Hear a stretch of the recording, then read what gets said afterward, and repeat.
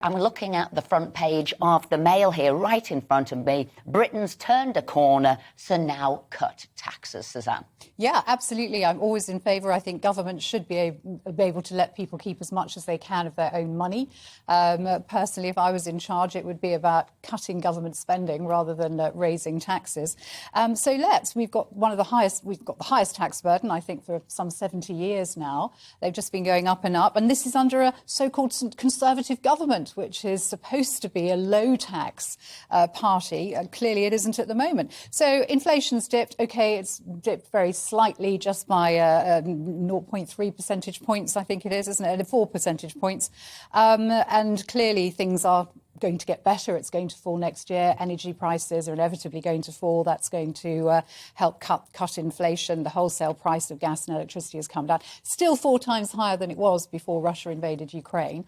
But they will come down. But yes, they need to come down. Well, let me turn to... Things are getting better, so time to cut taxes, yeah. Gavin there, who you would have been working very closely with Theresa May. People would have been lobbying you to say reduce taxes. Is now the time? I can see a couple of them here. here. You can see a couple. Exactly right. So, should we, and how do those negotiations go with the Prime Minister, and who else is he going to have discussions with? Just primarily between the Prime Minister and the Chancellor. I mean, like Suzanne, I'd like to see taxes be lower. I'd just make 2 points as sort of caveats. She's absolutely right to say the tax burden is at a very high level, but that's not because tax rates have gone up loads. It's because our economy has not grown very strongly. So the given amount of public spending is taking up a bigger share of the total national income. So like really, the way you rephrase that. Yeah, well, it's important. It's important to understand what's causing the problem. So actually growing the economy is the key thing.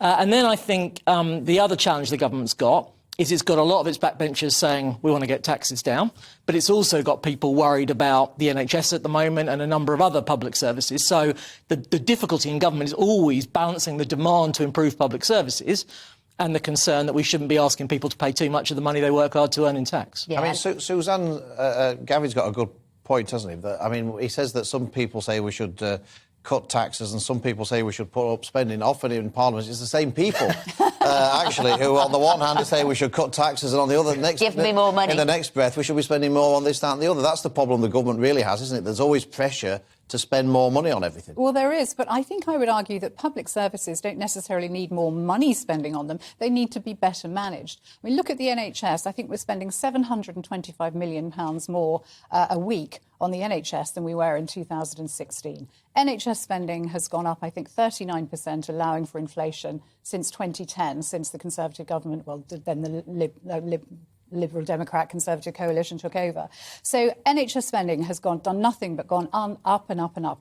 Is it any better? No. 7 million people now on the NHS waiting list. Throwing money at these issues doesn't necessarily work.